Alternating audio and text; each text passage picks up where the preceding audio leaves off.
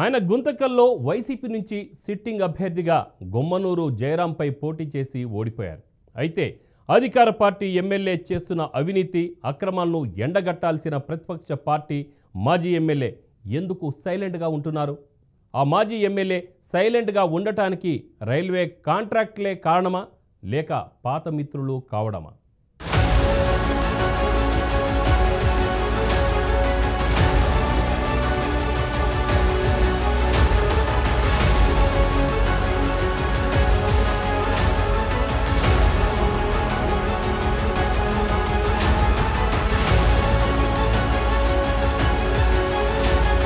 మాజీ MLA Y Venkatramireddy Guntakal నియోజకవర్గంలో ప్రస్తుతం సైలెంట్ మోడ్లోకి వెళ్లిపోయారు.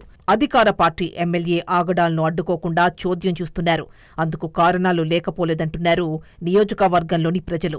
గతంలో వైసీపీలో ఉన్న సహచర ఎమ్మెల్యే గుమ్మనూరు జయరాం గత ఎన్నికలకు ముందు వైసీపీని వీడి టీడీపీ కండువా కప్పుకుని గుంతకల్కి వలస వచ్చారు.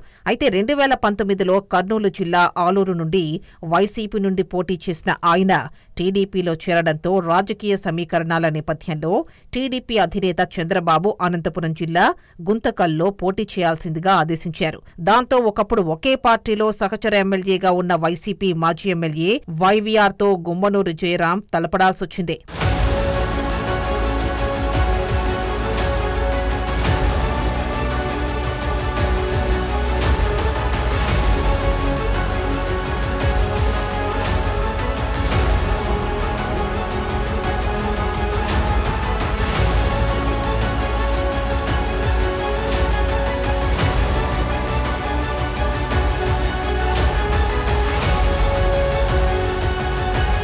అయితే గుమ్మనూరు జయరాం జగన్ కేబినెట్లో మంత్రిగా ఉన్నప్పుడు ఎన్నో అవినీతి ఆరోపణలు వెలువెత్తాయి. భూ కబ్జాల నుండి బెంచ్ కార్ గిఫ్ట్ల వరకు ఎన్నెన్నో అవినీతి ఆరోపణలు. ఈ అవినీతి ఆరోపణలను నియోజకవర్గ ప్రజల్లోకి బలంగా తీసుకువెళ్లి గుంతకల్లో జయరాంను ఈజీగా ఓడించొచ్చని వైవీఆర్ కూడా అనుకున్నారు. అంతకు మించి గుమ్మనూరు జయరాం నాన్ లోకల్ కావడంతో తన గెలుపు నల్లేరుపై నడకే అనుకున్నారు వైవీఆర్. కానీ కూటమి హవాలో అవినీతి ఆరోపణలను ప్రజలు పట్టించుకోలేదు. గుంతకల్ ప్రజలు గుమ్మనూరుకే జైకొట్టడంతో వై వెంకట్రామిరెడ్డిపై స్వల్ప మెజారిటీతో విజయం సాధించారు. దీంతో వైవీఆర్ కంగుతిన్నారు. ఒకప్పుడు ఒకే పార్టీలో సహచర ఎమ్మెల్యేగా ఉన్న గుమ్మనూరు జయరాం చేతిలో వైవీఆర్ ఓటమి పాలు కావాల్సొచ్చిందే.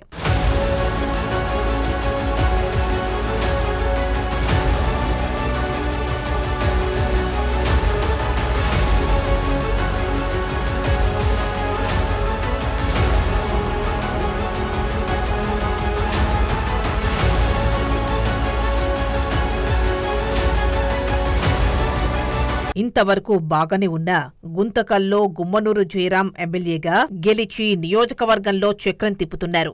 గుమ్మనూరు ఒక్కరే కాదు, ఫ్యామిలీ మొత్తం నియోజకవర్గంలో హవా చూపిస్తుందనే ఆరోపణలు వినిపిస్తున్నాయి. గూండాగిరి, దాదాగిరి, ఇసుక, మద్యం, బదిలీలు, ఉద్యోగాలు ఇలా జయరాంపై అనేక ఆరోపణలు వెలువెత్తుతున్నాయి. ఈ నేపథ్యంలో ప్రతిపక్ష పార్టీ నేతగా, మాజీ ఎమ్మెల్యేగా అధికార పార్టీ ఎమ్మెల్యే జయరాం ఆగడాలను, అవినీతిని మాజీ ఎమ్మెల్యే వైవీఆర్ అడ్డుకోవాల్సింది పోయి సైలెంట్ మోడ్ లో ఉంటున్నారని నియోజకవర్గంలో ప్రచారం జరుగుతోంది. ఈ రోజు గుంతకల్ నియోజకవర్గం మా వెంకటరామిరెడ్డి అన్న గారు గుంటకల్ పట్టణంలో ఉన్నటువంటి ప్రభుత్వ హాస్పిటల్ 100 పడకల హాస్పిటల్, 200 పడకల హాస్పిటల్ గాను మరియు సెంటర్ ని, అదే విధంగా గుండెకు సంబంధించినటువంటి ఏదైనా జరిగితే వారికి కావాల్సినటువంటి ఇన్సులేషన్ కూడా ఈ రోజు ఏర్పాటు చేసిన ఘనత మన వెంకటరామిరెడ్డి అన్న గారికి దక్కుతుంది. దాంతోపాటు గుంతకల్లో పాలిటెక్నిక్ కళాశాల లేక అనంతపూర్కి మరియు అదేవిధంగా పక్కన జిల్లాల ఆలూరు, కర్నూలుకి ఇలాంటి ప్రాంతాలకు వెళ్లేటువంటి పరిస్థితి. ఈ రోజు గుంతకల్కి పాలిటెక్నిక్ కళాశాల తీసుకురావడం జరిగింది.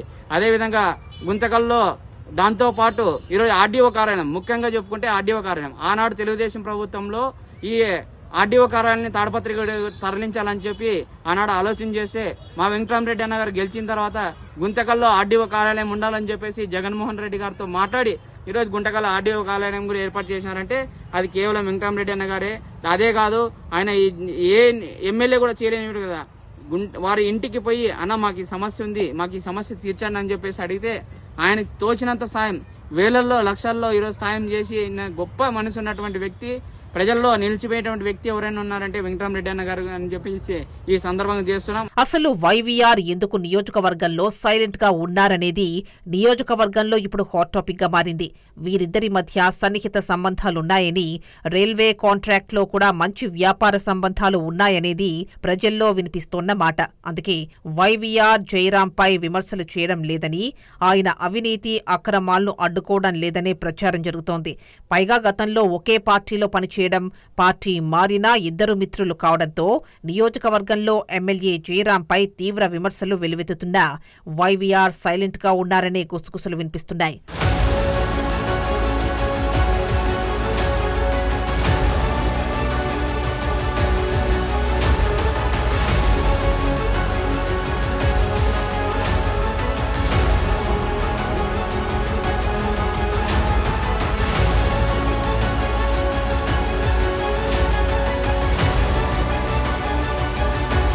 ఇదిలా ఉంటే గుంతకల్ మాజీ ఎమ్మెల్యే వై వెంకట్రామిరెడ్డి సొంత నిధులతో ప్రజాసేవా కార్యక్రమాలు చేపట్టినట్టు తెలుస్తోంది. వై వెంకట్రామిరెడ్డి హయాంలో గుంతకల్ నియోజకవర్గంలో బ్లడ్ బ్యాంక్, పాలిటెక్నిక్ కళాశాల, అర్బన్ హెల్త్ సెంటర్లు ఏర్పాటు, ప్రజా సౌకర్యం కోసం సొంత నిధులతో అంబులెన్స్ ఏర్పాటు చేశారని టాక్. గుంతకల్ పట్టణంలో రోడ్లు, డ్రైనేజ్లను వెంకట్రామిరెడ్డి అభివృద్ధి చేశారని పాజిటివ్ టాక్ తెచ్చుకున్నారు. ఈ నియోజకవర్గం ఎమ్మెల్యేగా గెలుపొందినటువంటి వై వెంకటరామరెడ్డి అన్న గారు దాదాపు 47,000 ఓట్ల పైచీలుకుతో ఆయన గెలవడం జరిగింది 2019లో. అప్పటి నుంచి అప్రతిహతంగా ఆయన అభివృద్ధి కార్యక్రమాలు, సంక్షేమ కార్యక్రమాలు, సేవా కార్యక్రమాలు ఎన్నో చేశాడు. అందులో మరీ ముఖ్యంగా పేద విద్యార్థులకి తన సొంత నిధులిచ్చి చదువు చెప్పించడం, ల్యాప్టాప్లు కొనివ్వడం, అలాగే వాళ్ళకి అవసరమైనటువంటి ఫీజులు కట్టడం, ఇలాంటివి చేశాడు. మరి ఇది అభివృద్ధి కాదని అడుగుతున్నాం. అలాగే తర్వాత కరోనా టైంలో దాదాపు యువకులు, తర్వాత మంచి యంగ్స్టర్స్ అంతా ఇళ్లలో కూర్చున్న సందర్భంలో ఆయన అర్లీ మార్నింగ్ 6:30-7 గంటలకే మార్కెట్ ఉండేది. అప్పుడు కరోనా టైంలో 6:30-7 లోపల మార్కెట్ ఉండేది. అటువంటి సందర్భాల్లో కూడా ప్రజలను వచ్చి మాట్లాడి వాళ్ళ సమస్యలు అడిగి తెలుసుకొని అక్కడికక్కడే పరిష్కరించేవాడు. ఈయన సొంతంగా తన సొంత నిధులతో దాదాపు 40 లక్షల డబ్బులతో అంబులెన్సులు పెట్టి, కరోనానే కాకుండా కరోనా పోయిన తర్వాత కూడా ఆయన పరిపాలన పూర్తయ్యేంత వరకు మన నియోజకవర్గ ప్రజలకి అంబులెన్సులు ఇచ్చాడు. సొంతంగా మా తండ్రి గారిని నేను కర్నూలుకి తీసుకెళ్ళా ఆయన అంబులెన్స్లో. ఇది కాదా ఇంకా అభివృద్ధి అంటే? ఈ 7 నెలల్లో ఈ గుంటకల్ నియోజకవర్గంలో ఏం అభివృద్ధి జరిగింది?